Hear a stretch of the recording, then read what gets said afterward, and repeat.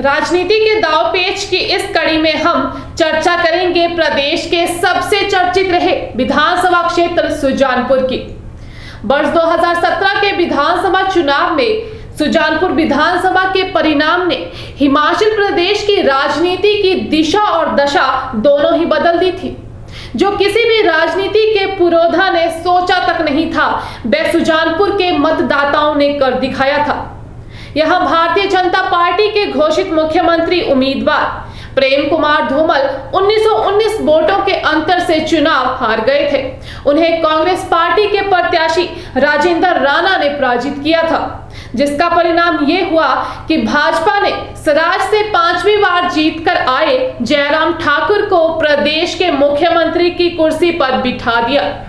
सुजानपुर विधानसभा क्षेत्र में पूर्व मुख्यमंत्री प्रेम कुमार धूमल की पराजय ने प्रदेश स्तर पर ही नहीं बल्कि राष्ट्रीय स्तर पर भी राजनीति के गलियारों में हड़कंप मचा दिया था।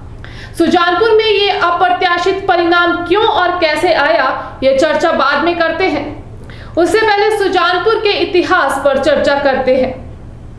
सुजानपुर विधानसभा क्षेत्र का पहला चुनाव वर्ष 2012 में हुआ, जब इस विधानसभा क्षेत्र का गठन हुआ। उससे पहले इसका अधिकतर हिस्सा बमसन विधानसभा क्षेत्र का था, जबकि कुछ हिस्सा हमीरपुर विधानसभा क्षेत्र का जोड़ा गया। सुजानपुर कस्बा भी पहले हमीरपुर का ही हिस्सा था।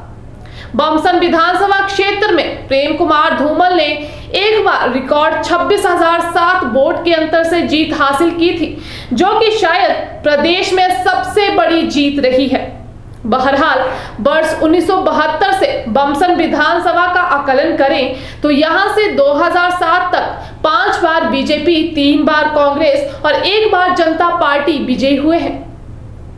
यहां वर्ष 1972 में कांग्रेस पार्टी की चंद्रेश कुमारी ने आजाद प्रत्याशी भूमि देव को 1566 वोट से पराजित किया।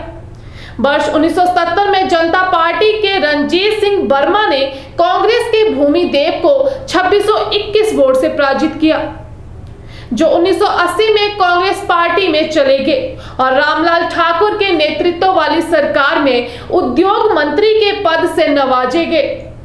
वर्ष 1982 में भारतीय जनता पार्टी के प्रत्याशी लश्करी राम ने कांग्रेस प्रत्याशी रणजीत सिंह वर्मा को 3074 वोटों से पराजित किया। वर्ष 1985 में कांग्रेस प्रत्याशी करम सिंह ने भाजपा प्रत्याशी पृथ्वी सिंह को 2676 वोट से पराजित किया।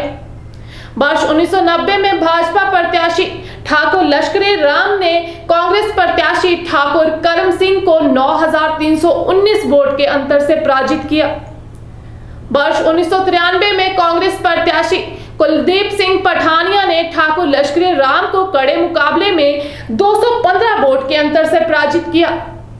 वर्ष 1998 में प्रेम कुमार धूमल पहली बार विधानसभा चुनाव बमसन से लड़े। उन्होंने कांग्रेस प्रत्याशी कुलदीप सिंह पठानिया को 8828 वोट के अंतर से पराजित किया और प्रदेश के मुख्यमंत्री बने। 1998 में भाजपा के पास बहुमत नहीं था, लेकिन कांग्रेस पार्टी से मुखालफत करने वाले पंडित सुखराम ने 5 सीटें जीतकर भाजपा को समर्थन दे दिया और भाजपा ने सरकार बना ली थी। इस चुनाव में ज्वालामुखी से रमेश धवाला आजाद चुनाव जीते थे और सत्ता की चाबी उनके हाथ में थी। इस घटनाक्रम की एक अलग कड़ी में चर्चा करेंगे। फिलहाल बमसन पर चर्चा आगे बढ़ाते हैं। वर्ष 2003 में भाजपा प्रत्याशी तत्कालीन मुख्यमंत्री प्रेम कुमार धूमल ने कुलदीप सिंह पठानिया को 15,698 वोट से पराजित किया और वर्ष 2007 में बमसन में आखिरी चुनाव हुआ और पुनर्गठन के कारण बमसन का वजूद खत्म हो गया और सुजानपुर विधानसभा क्षेत्र वजूद में आया। वर्ष 2007 में बमसन में भाजपा प्रत्याशी प्रेम कुमार धूमल ने 26,007 वोटों के भारी अंतर से कांग्रेस प्रत्याशी सेवानिवृत्त कर्नल विधि चंद लघवान को पराजित किया। प्रेम कुमार धूमल 2007 में फिर प्रदेश के मुख्यमंत्री बने। वर्ष 2012 में सुजानपुर में पहला चुनाव हुआ, जिसमें भाजपा ने महिला नेत्री उर्मिल ठाकुर और कांग्रेस पार्टी ने महिला नेत्री अनीता वर्मा को प्रत्याशी बनाया।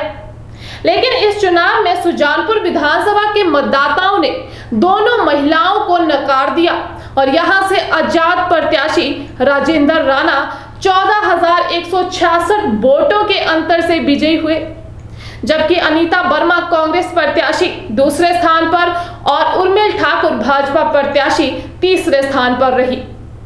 वर्ष 2014 में राजेंद्र राणा कांग्रेस पार्टी में शामिल हो गए और हमीरपुर से लोकसभा प्रत्याशी बने, जिसके कारण ये उपचुनाव हुआ, जिसमें भाजपा प्रत्याशी नरेंद्र ठाकुर ने कांग्रेस की प्रत्याशी राजेंद्र राणा की पत्नी अनीता राणा को 538 वोट के अंतर से पराजित किया।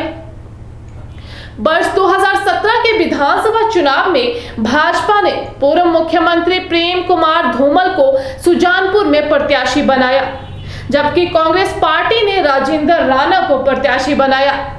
इस चुनाव में कांग्रेस प्रत्याशी राजेंद्र राणा ने भाजपा के प्रत्याशी प्रेम कुमार धूमल को 1919 वोट के अंतर से पराजित कर सुजानपुर में एक ऐतिहासिक जीत दर्ज की। राणा की इस जीत से राणा का राजनीतिक कद तो बढ़ा, लेकिन प्रदेश भाजपा में भूकंप आ गया। ये मानने को कोई तैयार नहीं था कि धूमल चुनाव हार गए हैं। भाजपा के 1-2 जीते विधायकों ने तो अपनी सीट छोड़कर धूमल को मुख्यमंत्री बनाने की फरियाद तक कर दी, लेकिन अभी जो उत्तराखंड में हुआ वह तब हिमाचल में भाजपा के केंद्रीय नेतृत्व ने नहीं किया। बहरहाल प्रदेश एक बार फिर चुनाव के मुहाने पर है और भाजपा और कांग्रेसी नेता सुजानपुर में सक्रिय हो चुके हैं। यहां ये तो तय है कि राजेंद्र राणा कांग्रेस के प्रत्याशी होंगे, लेकिन जिस तरह की तोड़फोड़ भाजपा ने शुरू कर रखी है उसमें कोई भी नए समीकरण बन सकते हैं। उधर पूर्व मुख्यमंत्री प्रेम कुमार धूमल भी चुनाव लड़ने का इशारा कर चुके हैं, लेकिन वे किस सीट को तरजीह देते हैं ये अभी पर्दे में है। उपजे चुनावी माहौल और जनसंपर्क के चलते सुजानपुर में राजेंद्र राणा को अभी हल्के में लेना विरोधियों के लिए घातक हो सकता है। देखना यह है कि कौन सा नेता कौन से पाले से हुंकार भरता है। अगली कड़ी में हम चर्चा करेंगे कि आखिर क्या रहे धूमल के हार के कारण। जानने के लिए देखते रहे HQ TV, सब्सक्राइब करना ना भूले और लाइक करके नोटिफिकेशन बटन भी ऑन कर ले, क्योंकि राजनीति के दांव पेच का सिलसिला जारी है। देखते रहे HQ TV। धन्यवाद।